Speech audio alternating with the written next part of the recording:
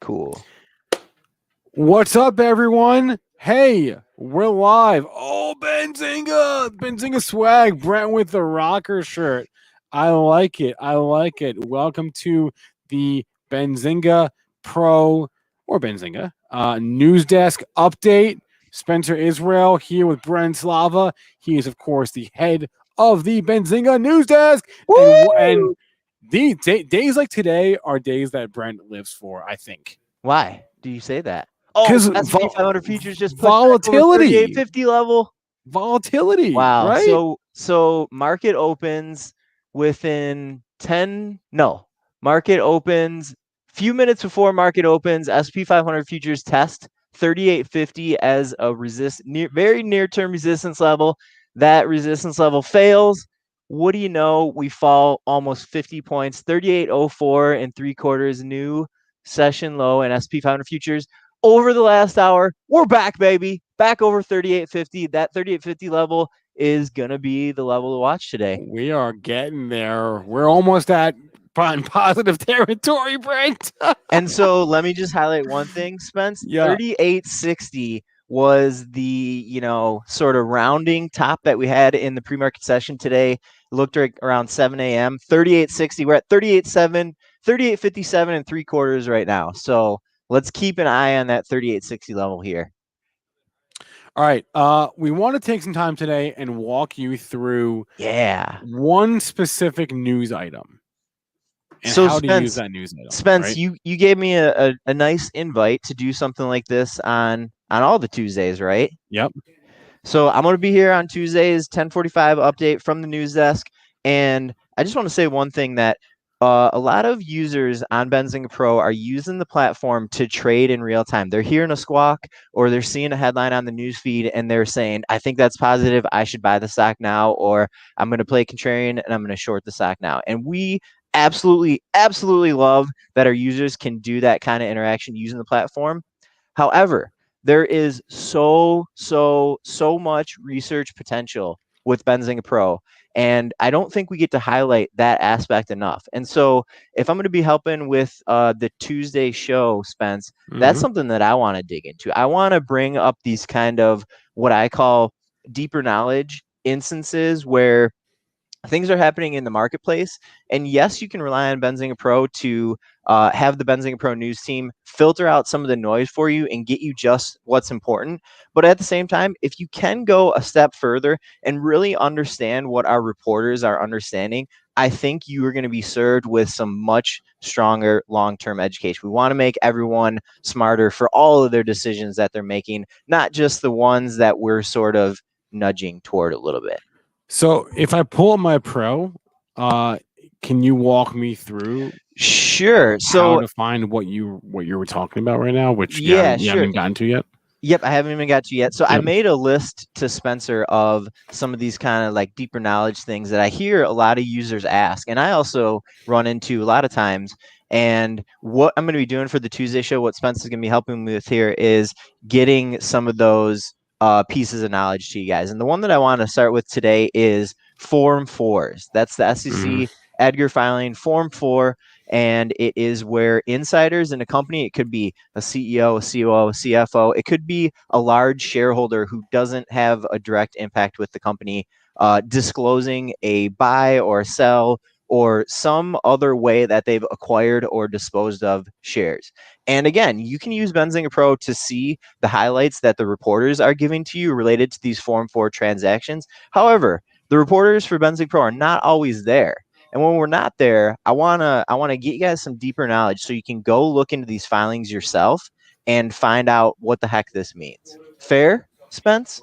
Fair. Okay, sweet. So Spence, can you do your screen share? I'm going to be giving some prompts to Spence here, and I'm going to walk you through really quickly why you need to know about these Form 4s, and if there's ones that you can ignore and just go, hey, this is noise, I don't really need to consider this. So Spence, you open a news feed, or you already have a news feed open here, right?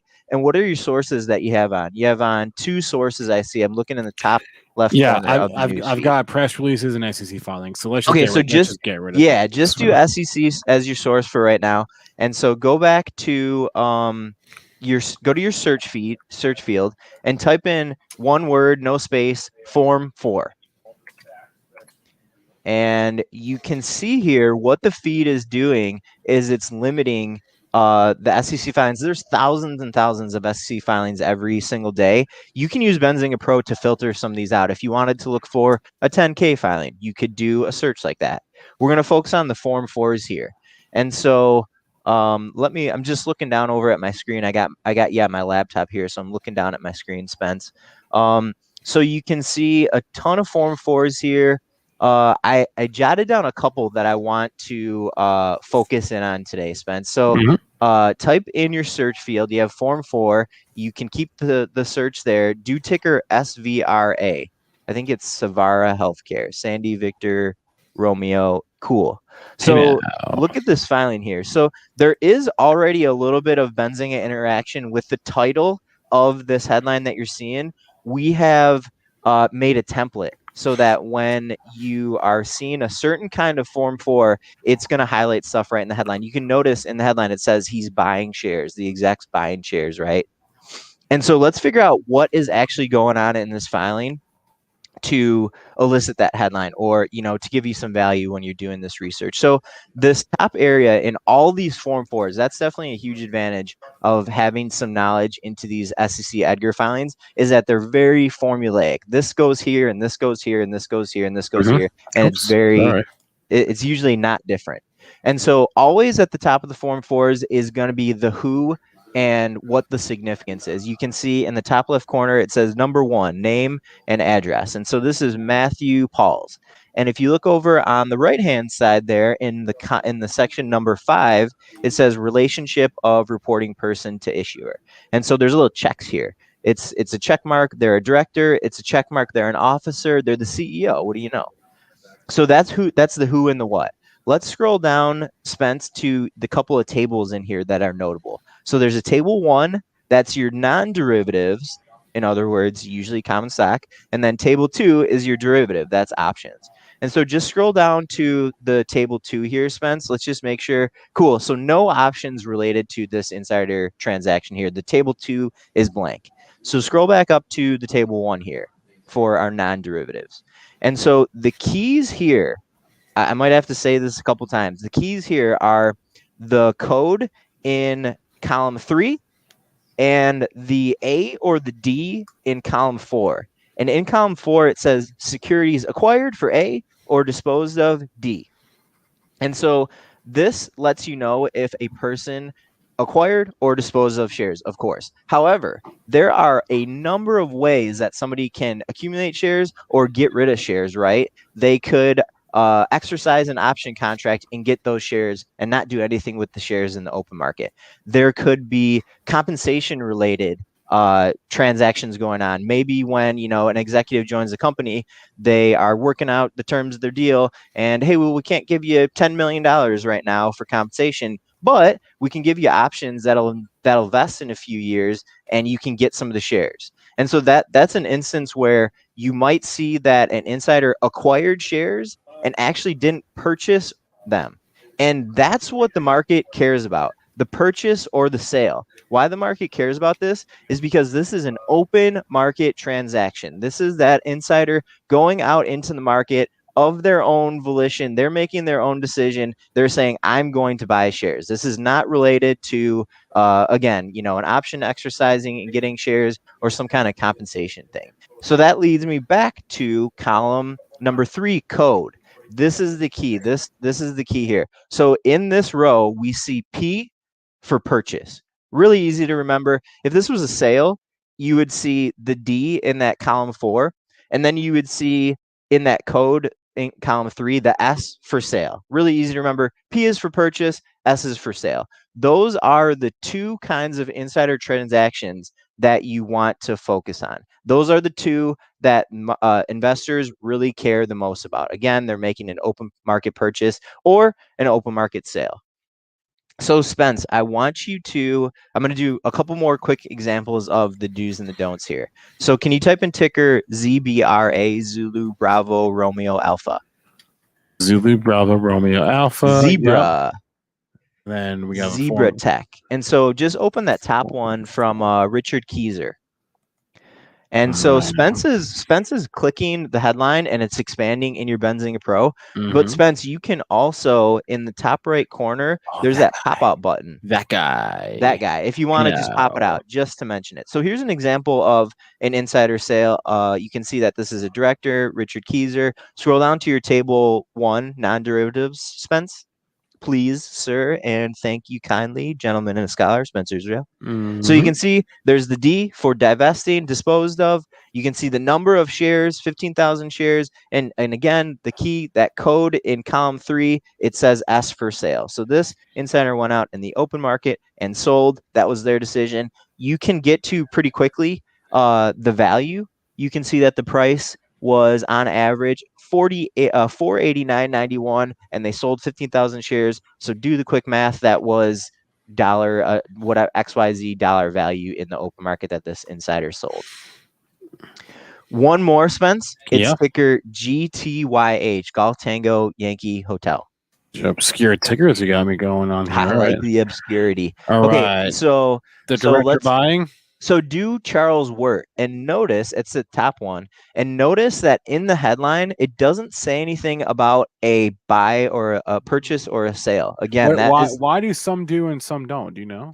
Great question. That's because when we were making this template for this filing, we attached it to a P for purchase or an S for a sale. And if the P or the S aren't there, it's again not an open market purchase. Market may see a little less value in it. That's why you're not seeing a purchase or a sell there. And so let's see if we can confirm that. So I'm going to scroll. You're going to scroll down here, and look, there's no P or S, right? It's a J.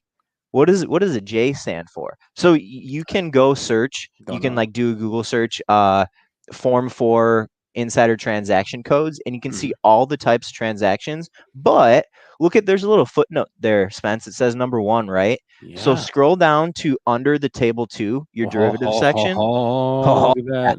And look, it says right there, explanation of responses. It says shares of common stock reported on this Form 4 were distributed to the reporting person pursuant to an agreement and plan of merger entered into in September 12th, 2018. So a really cool point that we're able to make here is when that insider transaction isn't happening in the open market with a P or an S code, a lot of times this was already something that investors in the company would have known about. This deal for this executive was something that they put into place in 2018. And who knows what the stock could have been doing again. So the market is saying, okay, we already knew about this, and this isn't something that is just popping up. This is something that happened back in 2018. We're probably not going to give a ton of value to this Form 4.